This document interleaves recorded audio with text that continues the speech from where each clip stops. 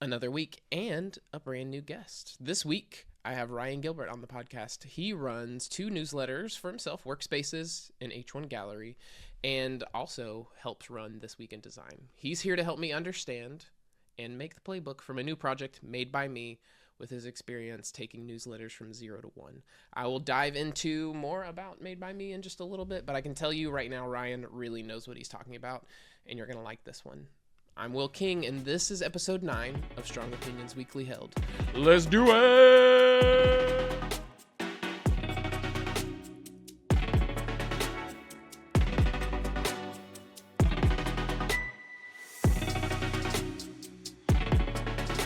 So, last Wednesday, I saw a tweet that said how much you enjoy taking newsletters from 0 to 1. And I'm about to embark on that process myself. So I just wanted to have you on. We're going to talk about this and get some feedback, some ideas from you on how to do that process. But I wanted to start off by just asking you, like, what made you say that, and like what is so fun or exciting to you about going from 0 to 1 that you think you have that like unique angle on?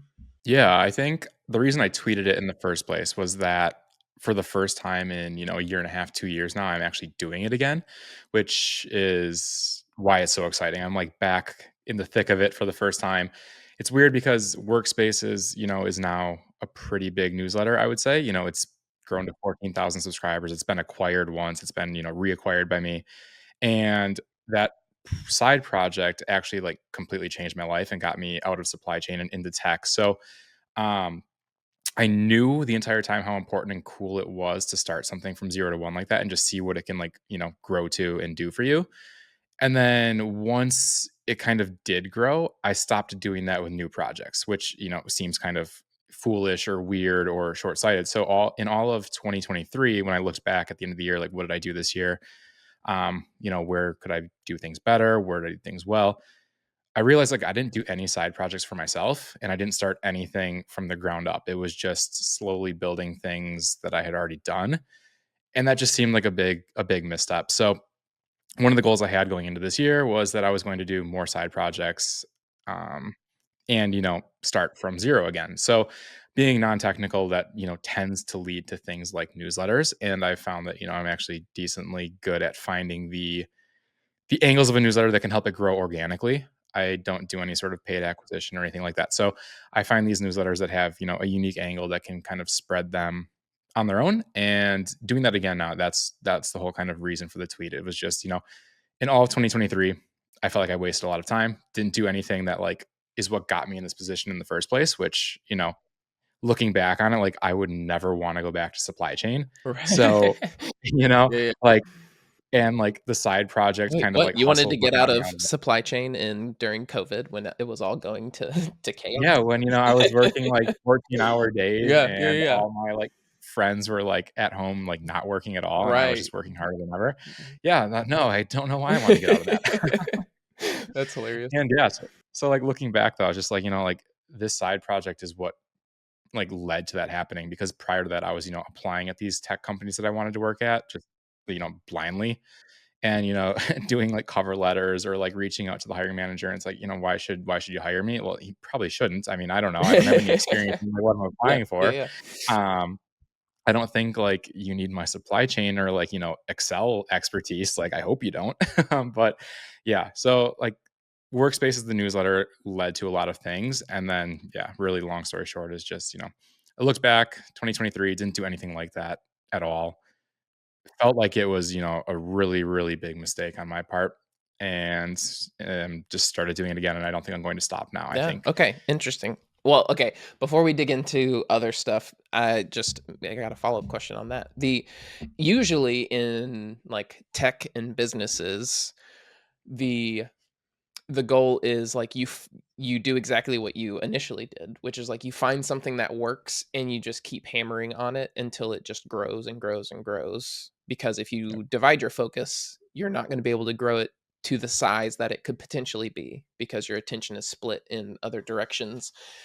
But yep. that's with like your standard business type. However, this is like newsletters and like things of that vein. Is there something different about newsletters that make it better to like go 0 to 1 and have a few irons in the fire on them?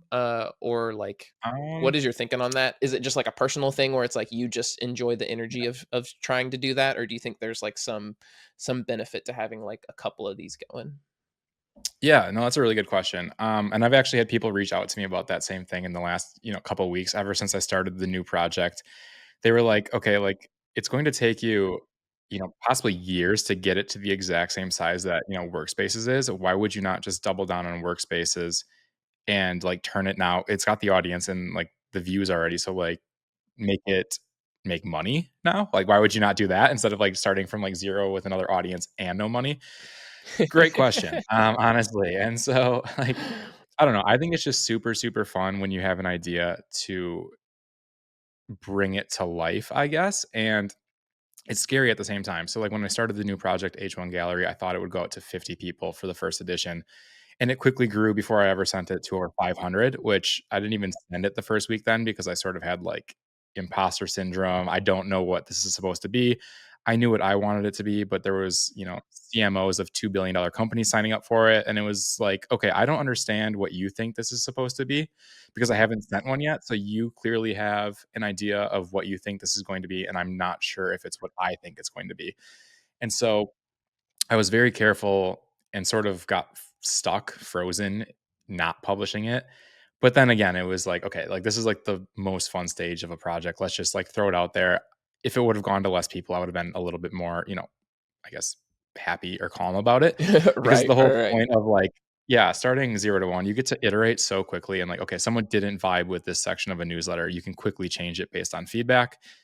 Workspaces, I do that all the time. I added Q&A sections, early on in these newsletters, which is super cool. The audience feels really, really close to you and they feel like they're a part of that early journey, especially which is how I do it. I'm super open on Twitter, probably too open with numbers and everything. People have, pretty directly after Twitter conversations and DMs done exactly what I've done in like the workspace side of things. Mm, So, mhm, mhm. um, is that a mistake? Is it not? I don't know. I do think building in public has a lot of pros. Once you get to certain size, there are some cons. But um, when you do build a new product or newsletter or whatever it may be in public like that, I think the early people feel like they're kind of along for the journey with you. So they are super, super willing to reply to emails early on with like real feedback. So in the early days of Workspaces, I was getting very thoughtful replies on what they thought it should be, who they wanted to see in the newsletter, what they wanted to see on these actual features. With H1 Gallery now, I'm getting replies the same. And it's a lot of them are actually people telling me I need to like charge for certain things as like a consultant type thing. So it's like, hey, you need to make money with this. Which I just don't think is big enough yet. But it's funny. As it gets bigger, so now Workspaces, is almost 14,000 subscribers. I was getting more replies to an email when it was 1,000 subscribers than I do now. And the open rates still very high, over 55%, click rates, 7, 8%. So people are still engaging with the emails. I just think that as it gets bigger, they're less connected to the journey. So, what I would like to do now for the rest of this, if you're interested in doing this, is which you are because you said you'd come on. So, hi. Uh, I have recently had an idea, and it feels very similar to the vein of like the approaches that you took. So, when I saw this tweet, I immediately thought, "Wow, it'd be super cool to come on and hear more about this," but also to like have his take on how he would approach my idea. Yep. And mine is it's a directory site very similar to H1 Gallery and Workspaces. Okay. And the component that will go with it is a newsletter as well that's like pushing them out to people. And long term, I want to do that to then build an audience that I can then do some sort of paid product on top of. Yep. That is like the high level plan. Now, the Yep. details with this idea is the idea is called Made by Me, and the context around that is software is saturated currently. And what that has meant in design is that with designers, people have sacrificed a lot of originality and personality for like this concept of scale and like speed so that people can like move quickly with design, that things are consistent and things always look good and that it works with large teams. And this is great, but like software saturated, which means just being a fast design team and having a good design system and scale is not good enough in today's day and age. You need distribution, you need some way to set yourself apart, and the way to do that is by having personal software. Software that's personal with like and there's like different categories that I've come up with for that. There are, like nostalgia. You can bring nostalgia into something. You can bring in like collectibles. You can bring in customization, like ways that people can like edit the software themselves. So like the whole point of this gallery is to collect examples of this across the web of companies Yep. who are doing this and doing this well and sharing it on the site and in the newsletter so that people can kind of be up to date on this idea of like, well, how do I make software that's personal but still works in a business Yep. context is the idea.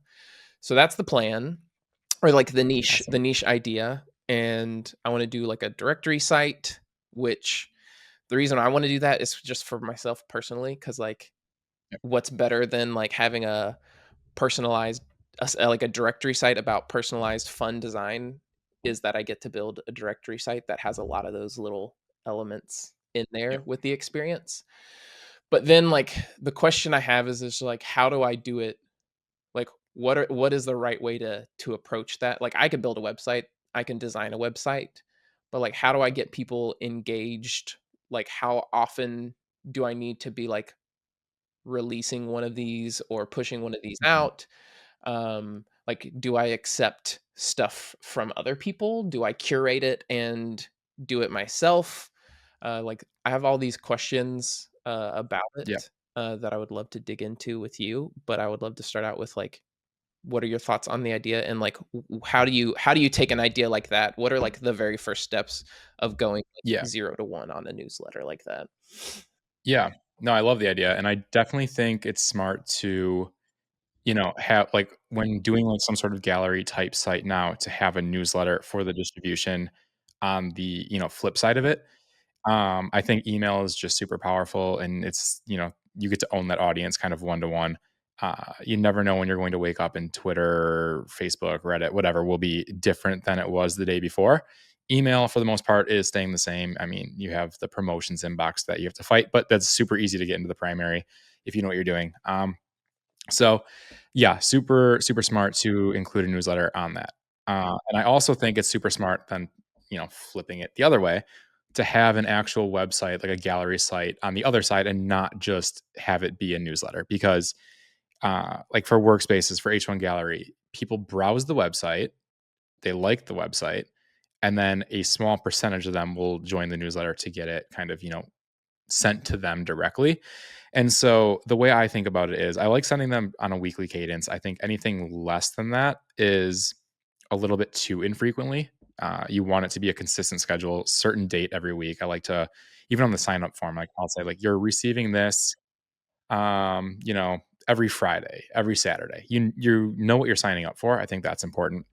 I even include that like in the welcome email just to kind of like really hit home of like, this is when you're going to get it. I don't know if it truly matters, but you're kind of like setting the expectation with that.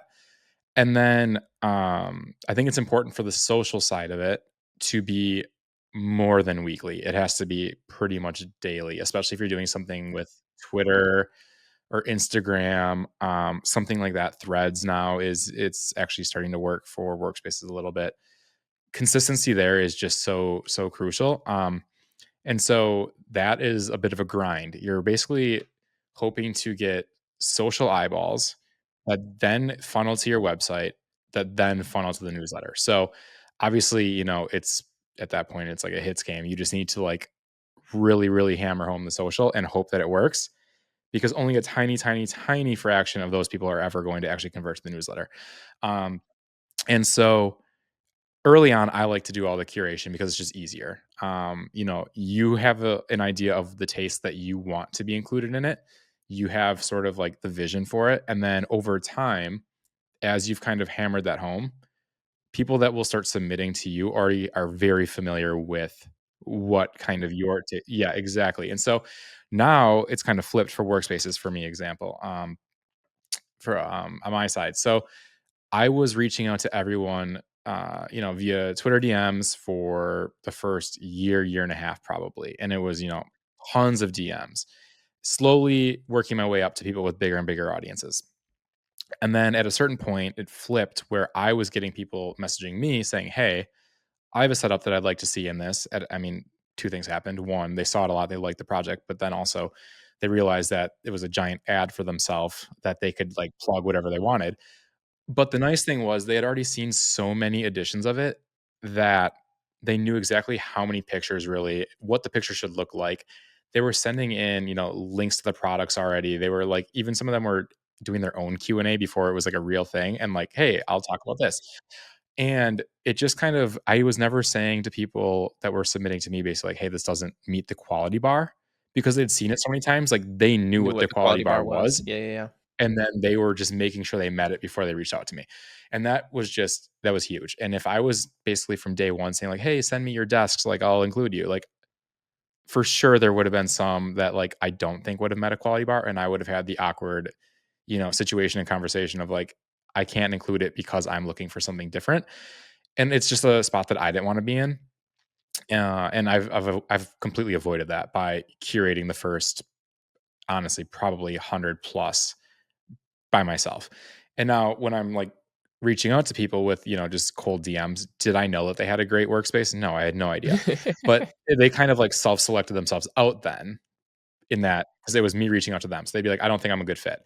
Whereas, if someone didn't know that there was a quality bar and they're reaching out to me, they just wanted to get like their product or something as like an ad in a newsletter and like they didn't really care what the actual workspace looked like. So that worked a lot. And then from there, I started doing the social on my personal for Workspaces, which was for two reasons. One, I didn't really have a personal audience. I wanted to build one. So if I ever did do, other products or announcements or whatever, I had some, backing behind me. Right. That People was the people big knew where reason. this came from. Exactly. And I mean, you see a lot of accounts that just clearly are ripping content from other places and people and posting it.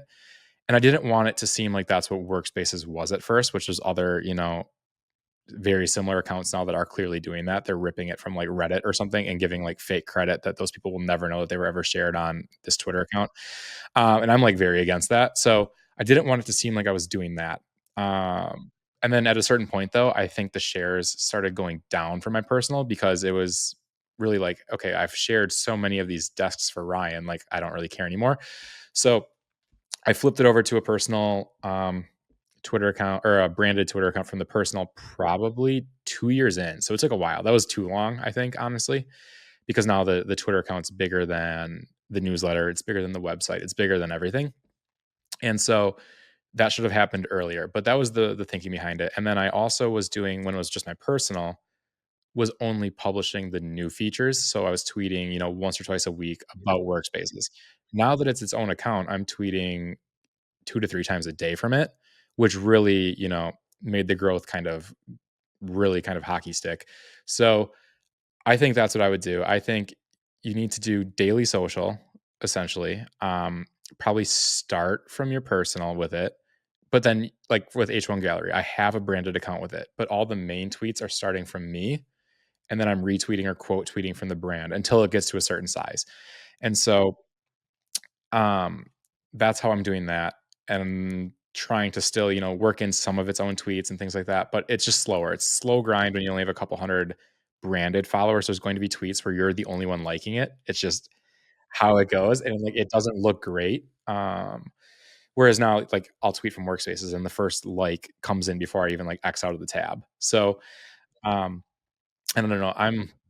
I guess, for better or worse, I don't schedule any of my tweets on any of the accounts. It's just all whenever I'm kind of feeling it. So that also, there's ways you could optimize that for sure. I have a internal hunch, whether it's backed by facts or not, it probably isn't, that I think scheduling actually like negatively affects your stuff. So that could be 100% false. I have zero data backing that It's up one of other those than things where it's like sometimes you don't need data. Sometimes like a gut feel on these algorithms and Mhm. stuff is enough. Yeah. Like it doesn't matter how Yeah. much evaluating that you do, like you can kind of just get a feel for like what's working. And it Yeah. and it I think it's also a difference between like audiences too, because like Mhm. depending on who's like following or engaging with your content, maybe morning posts work better for that audience. Maybe it's evening Yeah, posts. Like it really does. There for really sure. is no like guaranteed way. It's just like you've Yeah. done it so If long, you you've look now got at a feel for like when it works best.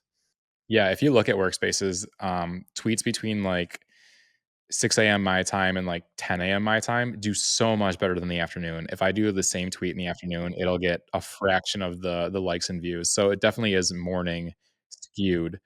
Um, and yeah, I wouldn't have figured that out if I was just, like, every day doing the exact same thing. I mean, I Yeah. just figured that out kind Yeah. of, you Having know, by multiple posts a day definitely like gives you enough Mhm. like difference to like, and it's good too because it's like not every single thing that you're going to post from your social is going to be like an announcement or something that needs to pop off. So like Yeah, by posting enough content, you found the sweet spot. So when you do have something yeah. important to say, you know when to say it. Yeah, and then you get to kind of experiment with more formats. If you're just tweeting, you know, a couple times a week, you don't really have that time and space to do that because, like, you're only gonna be playing the hits at that point of, like, "This is the format that I think works, I'm doing that." Whereas, you know, if you're tweeting multiple times a day, there is some room to get a little crazy with it sometimes, um, and you wouldn't have that otherwise. So, yeah, I think and so, you know, the biggest thing that's helped grow Workspaces and now H1 Gallery, and this is what I would do for every project going forward. I don't think I would start a project if I didn't find this angle for it. Um, is the ability to piggyback off of other people's audiences, which you would be able to do too with this idea. And it's just so important because starting out, I mean, most creators, people with project ideas, whatever it may be, you don't have an audience like, you know, a Peter Levels or whatever that every time he launches something new, he can just have 100,000 people see it. That just doesn't, that's not real. Um, and so by piggybacking off of people's audiences that aren't your own, your project grows way more than 2 times faster. I don't even know what the multiple is, but you're growing faster off of an audience that you didn't actually have to, like, earn yourself, and it's just I don't know, it's just genius. It just works to perfection. That was my hunch when starting Workspaces was if I just slowly get bigger and bigger guests, every time they're going to share it, and I just get to tap into their audience basically for free, and that audience is more engaged because it's being shared from, you know, someone that all those people follow, and they're like, "Oh, this is your desk? This is cool. Like, why would I not take a look at how you work and do things? This is awesome. I follow you because I like your work. Now I get to see how you do your work." So, that worked to perfection, and I thought it would work again with H1 Gallery. Obviously, I thought it would be a little bit tougher because it's, you know, working with, like, marketing headlines and brands versus the individuals. So, um, I I thought it would work. I wasn't positive. So what I've done though to like make it work now, which it's again, it's early days, but it seems to be working. I mean, they're sharing it for me. So is finding some of the marketers or founders behind the brands that actually had a hand in that headline and getting them to actually provide a real quote for it for the newsletter. And then when it comes time to me sharing it, I tag both the brand and the person who gave me the quote and like last week, for example, I shared 4 quotes. I think 3 of the brand shared it and all 4 founders shared it. So, like, that's just, you know, kind of crazy where you're able just to tap into these audiences that you don't have and, you know, kind of ride their wave off of their content again. So Yeah, I was that's, gonna you ask know, about that one specifically because, with this one, like that, there is a difference between work, like you said, workspaces and H1 Gallery, where like working with individuals is so much easier to just be like, hey, like you've to get the workspace, you've had to have dialogue with them. And so like yeah, you've already got a relationship there to just be like, hey, this is going out today, or like they know it's yeah, coming and they want to share that, obviously. So like they're going to do that. But yeah. with like Yeah, they took a the time to take business, the pictures, answer the right? questions, like, I was gonna it ask makes sense. if you did like if you didn't bring that up, I was gonna ask like the engaging with the brand because that's like this directory is all gonna be, and there might be some personal stuff in there because like some solo designers just come up with some really good stuff, and some like Yeah. engineer Yeah, there will design be. engineers, there are gonna be some individuals in there, I'm sure as well. Yeah, But like the idea is that like this is supposed to work in a business context, so I need to find yeah, businesses that are doing this. um, yeah, and so like what you're saying is like before it ever makes it onto the newsletter or the site, like you're going ahead and reaching out and trying to like get some sort of relationship yeah, going with them to be like, hey, like exactly. cool, okay, that makes a lot And of sense. so far, a lot of them that I've done have been, you know, in the tech world. And so some of the early feedback is like, hey, we'd love to see some that aren't like SaaS companies. Makes a ton of sense. And so once I start like branching out to do like some e-commerce or something like that, I don't know if I'll have, the connections to like talk to these people. Some of like the quotes I got weren't me directly reaching out to these people at first. It was me knowing someone that knew them to get them to connect me to make sure that it happened. So because cold DMs don't always get answered. So it was like, hey, I know that you work for this person directly. Can you like introduce me real quick? I just want like a one paragraph blurb about this new project. And they're like, hey, this project's awesome. So yeah, I'll do that.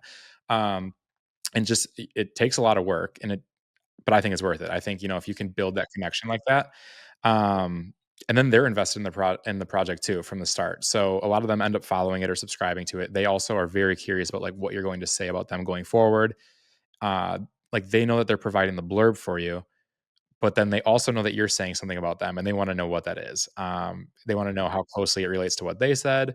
They want to know if it's positive or negative because I haven't said, I mean, I guess I kind of am saying like these are good headlines, but like there's You a could also world where have, I could yeah, also you could do like teardowns, like critiques of yeah, ones like, as this well. one is terrible, Yeah, and yeah, yeah. this is why I think it would never work. Um, yeah, so and, like, there's some, like, for example, like, I don't even know what, like, ChatGPT or OpenAI's, like, tagline is, but it might not be good, and it might just, like, they're getting signups because of who they are. I have no idea, and I don't know what their tagline is, so, like, they could, hate that, but, there are probably products that grow based on, like, hype and hype alone and don't have good marketing, so, like, there's that angle too where they're not a billion-dollar company just because of their marketing. No, I mean, that's a good point, and, like, okay, so that digs into something, like, a little deeper, which is just, like, with a newsletter, how much of it is, like, the promise that you're delivering to them? Like, the very start, so, for instance, like, Workspaces and H1 Gallery, it's like, "Hey, these are, like, headlines," but, like, that's pretty shallow, or, like, "Hey, this is, like, somebody's workspace." Like, Mhm, what is your experience with how much people dig into the deeper part of it? So, like, what you're saying is, like, hey, like, it's not just about the headline, it's about, like, how effective is the headline? What is the marketing success of this business? Like, people aren't here because they like headlines, people are here because they're trying to build a successful product. So, like, what are the other mhm. angles that I could explore related to that? Like, how much how often, or what percentage would you say of interest is, like, getting past that surface level of, like, what the newsletter is and people, like, actually digging in? I do think it's important to have, like, some sort of, like, expectation of, like, loosely what you're getting into with it. So, like, Workspaces, you're getting desk pictures in some way. With H1 Gallery, you're getting, like, marketing copy. But then beyond that, I think you do have some flexibility to, like, kind of expand on what that might mean. So, like, with, like, the Workspaces one, there's definitely I've done polls and, surveys on this. There is a decent size of the audience that just looks at the pictures and nothing else, and they're in and out of that email in 10 seconds. They just think that, you know, good-looking offices are cool to look at, and that's it.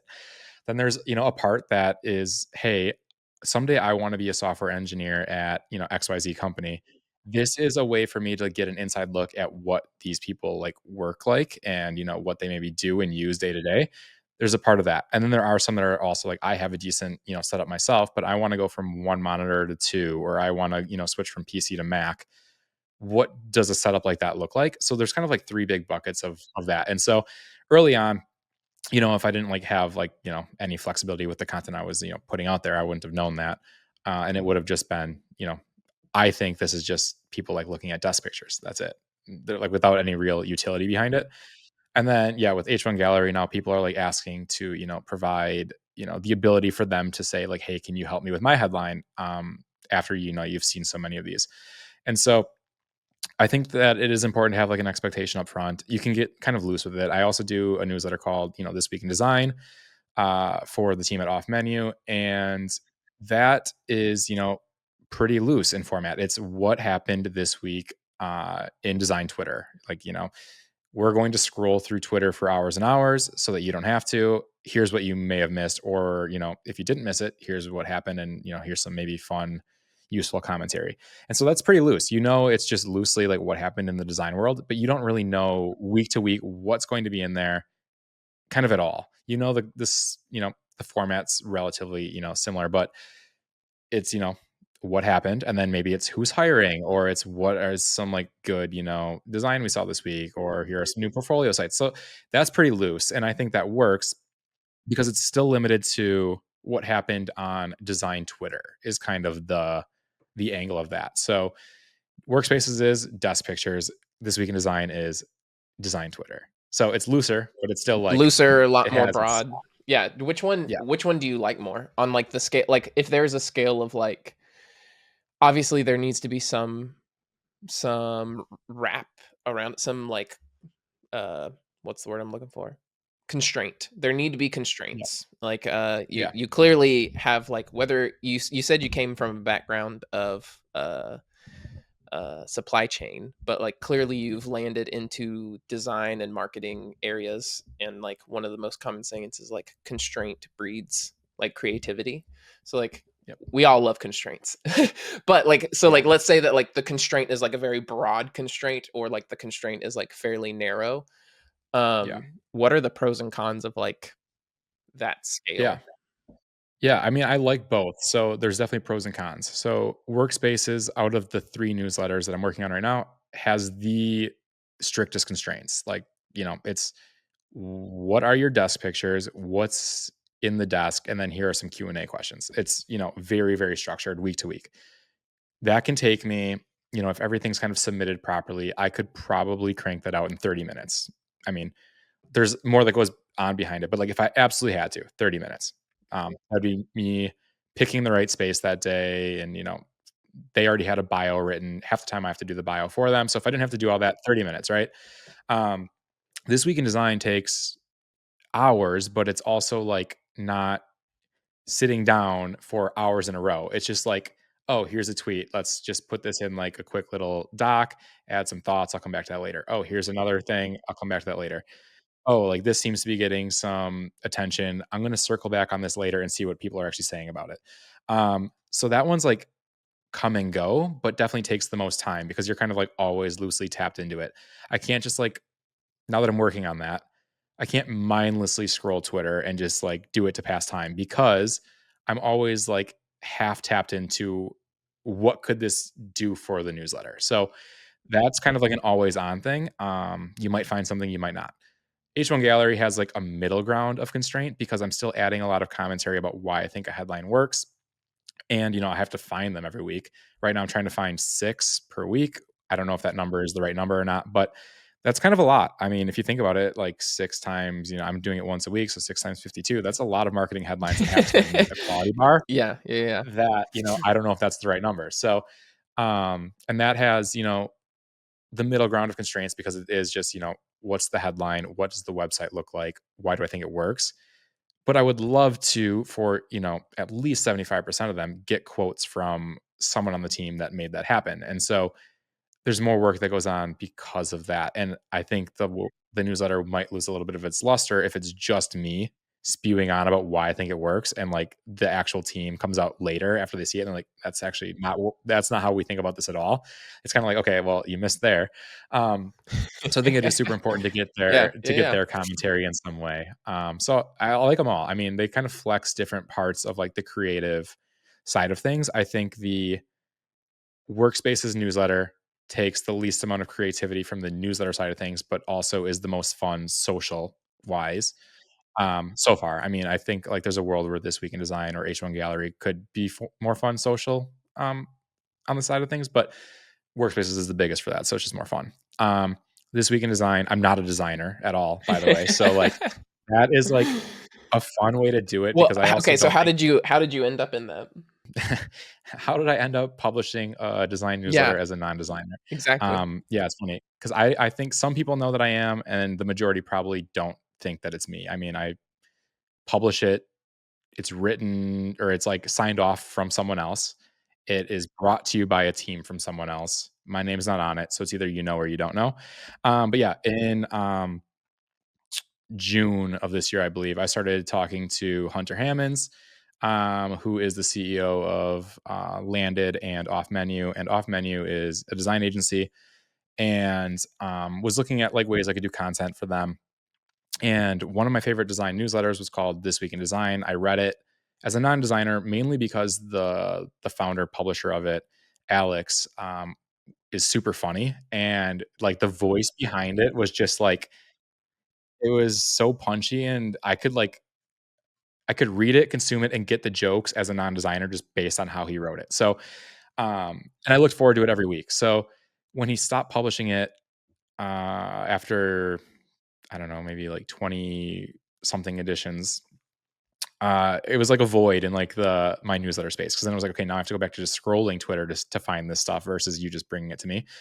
And so then I told Hunter, I was like, hey, this might be available. I don't know. He stopped publishing it. It'd be cool to like do something in this design newsletter space, whether it's, this or not.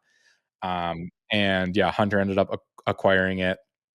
And then I started publishing it with the help of the off menu team. We all just kind of, throughout the week collaborate on what we're seeing, adding commentary. Obviously, the off menu team is full of really, really great designers. So they have a different perspective than me. And then yeah, so now week to week I publish it with the majority of it coming from, my brain in some way. I've got one last question that I want to ask you before we wrap all this up. I mean, what you've shared so far is just like pushed me 100% towards like definitely wanting to go all in on this Yep. and give it a shot. It sounds exactly like what I'm hoping to get out of it. And there were two questions. Right? You mentioned that you started like with a branded account, and then on your personal, you would share like the posts from the branded account. One thing that I like thought about, this is like from like an actual like pure execution standpoint, when you were posting the things for your branded account and then sharing it from your personal account, was like the messaging on those different, like the way I'm thinking about it in my mind when you say that is like, okay, the branded account is a little, I'm not going to say boring, but it's like, here is the workspace, or like in my case Yeah. that is like, hey, like here's this company's thing, it does this, this, and this. Yep. Like you talk about the actual like content piece, and Yeah. then the way I think It's more is vanilla. like from your personal account, it's like you talk kind of like behind the scenes Yeah. type stuff. Like is that like what is that Yeah. relationship between like For sharing sure. the branded account content from your personal account? Yeah. So yeah, like super early, I didn't even have a branded one for workspaces. Got to the point where I wanted to kind of separate the two. And then yeah, like going forward, it turned into like, yeah, the workspaces branded one is like more like vanilla, like, hey, choose left or right, which desk do you like? Or like every time I publish one, it's just tagging them and here's their workspace. Sometimes it'll say, here's what's all in it. Sometimes it doesn't. And then my personal one is a lot more of like the behind the scenes, like today tweeting, it's had this many page views over the last 365 days. I do subscriber update numbers. I do, like here's upcoming guests or like here's who I'd like to see in it. Things like that that are, like you said, more behind the scenes, more personal, and kind of adds like a personality behind the newsletter. And then the other one is basically like, if you follow just workspaces, you don't care who I am. It's just like you're here for the content and that's what you're going to get. I'm not going to really, put myself front and center too many times. Sometimes, like if I'm doing like a new project, I'll retweet myself, things like that. What's the point of having multiple Twitter accounts if you're not going to do that once in a while? And then, yeah, so that's kind of what I started doing then on the H1 gallery side is starting everything with my own personal one. And I think that's just because it's so early days that I'm trying to build the relationships again, like I did with workspaces. So even though some of those are like more of the branded type tweets, like, hey, here's who I featured this week on H1 gallery. Here's the brand. Here's the person. I'm doing it for my personal because I want people to know that there's like a human behind the project since it's so early. If I'm doing that from the brand new account that has, 100 or 200 followers, it looks to some of these brands, maybe not all, but like a brand or a founder that has, 30,000 followers, they're like, okay, like this is just someone like shouting into the void or whatever. But if they look at it from my personal account, they see, okay, he's also started Workspaces. He has this announcement tweet of this project that has a ton of views and like love behind it. So they can kind of like piece it together that like it's not just a little random hobby project, I guess, kind of thing, but that the person behind it might be more serious about it. So that's kind of like the thinking behind it, whether it's right or wrong. I'm not positive. And then I piggyback off of it from the brand then to like keep that feed going because I still want that to grow. And so when I do these like behind the scenes type tweets too, I make sure to tag the branded account to like keep that kind of front and center. Whereas, even when I mention Workspaces, everyone knows that I've done it's been 4.5 years. They know that I did Workspaces, but I still tag Workspaces just in case there's a couple new people that didn't know that, or it ends up in the for you tab for someone that like Yeah. now they I can mean, that's the piece it hope, together. like that's the hope is like Yeah. that's the whole reason you do like social is like that's your Mhm. distribution, like one Yeah. of, but hopefully like a way of getting top of funnel new eyes Yeah. on the project. So you got to And like always I keep mean, that in mind. I do get worried because like I've been tweeting a lot more recently than I was, a couple months ago. 2023 probably didn't even tweet It's that much, working. period. I've Yeah. seen And you so a I think lot more in my timeline in a good yeah. way. And I'm very like, dang, is this getting like annoying for people? Because like I started a new project. I'm really excited about Workspaces again as well. I'm also publishing This Week in Design for, another brand. So I have like three main content pieces that always have stuff coming out. And it's like, am I being annoying with this now? But at the same time, not everyone sees every tweet. And if you're not going to promote your own stuff, like, sorry, no one else will then too. So, but it is like a fine line of like, at a certain point, will people be like, you are just very annoying right now? Maybe. Um, I but I don't think know. that in my okay, so not that you like need my advice or that I have like good advice to build because I don't have a giant audience or like a ton of experience with this, but like as a consumer and someone with strong opinions, clearly, hence the name of the podcast. I think that there's like you've got to be posting a lot. That's just Mhm. like the name of the game. And Yeah.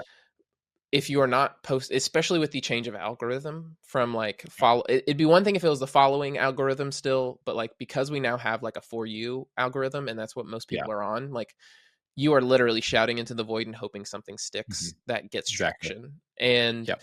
I think too, like one thing that I've noticed with you that you do a pretty good job, but like everyone loves following something that's like just launching or like Yeah. following somebody who's trying to build something uh Yep. in a way that's like interesting and gives them something too, like, and I Yep. feel like you've done that. Like it's not just been about like you said, like I share a lot of numbers for better or worse. I think Yep. that like you said, like you're in the stage where that is like good and like that's getting Yep. attention.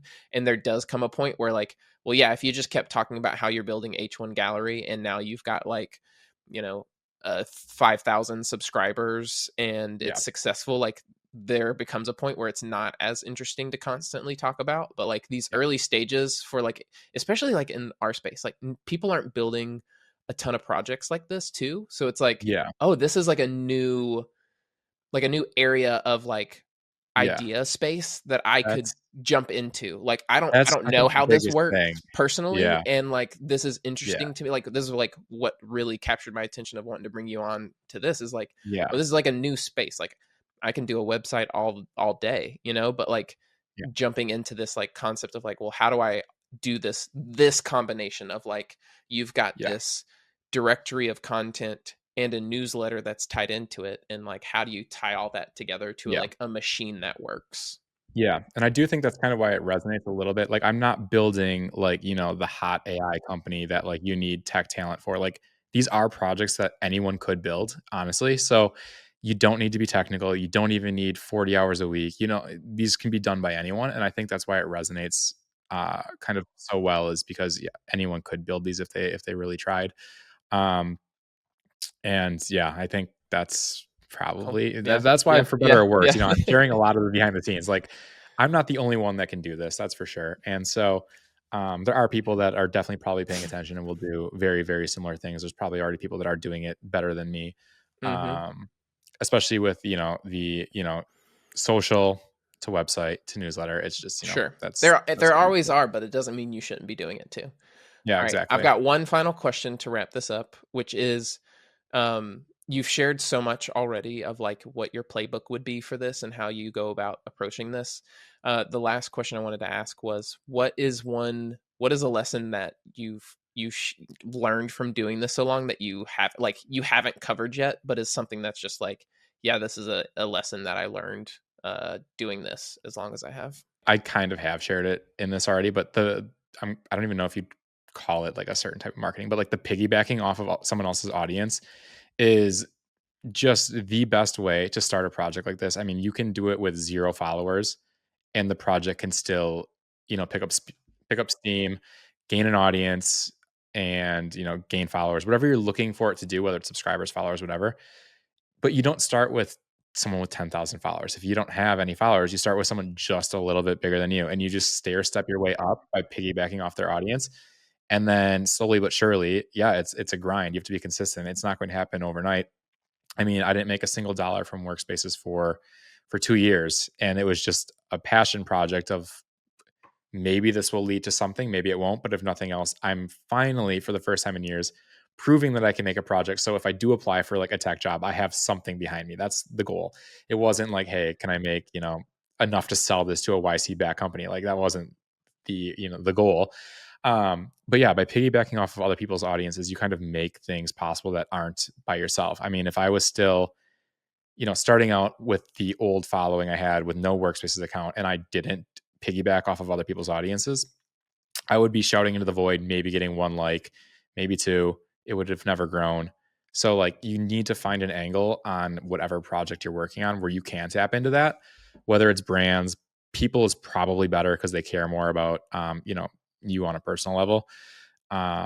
Just finding that angle. I think there's an angle on every project where you can do that. It doesn't even it's nice because Workspace is super visual. Shares just come naturally once you start doing that, but I don't think it needs to be a visual project for that to work. I think you just take a seat and take a step back and find that angle of how can you tap into someone else's audience in an authentic way. Because if you're just like, spamming them for it, they're not going to share it for you, but bringing them into the content ahead of time so that they're willing to share. Yeah, it comes down to a couple things.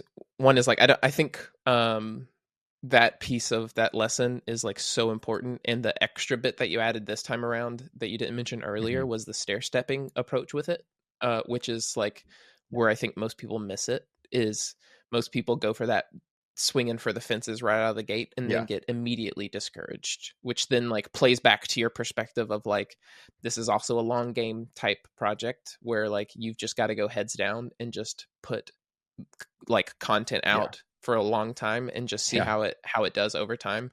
So I think all of those kind of like mixed together. You're starting from scratch. You're like, oh, why isn't Sam Altman, answering my DMs? Well, I mean, like, come on, how about you start with someone realistic?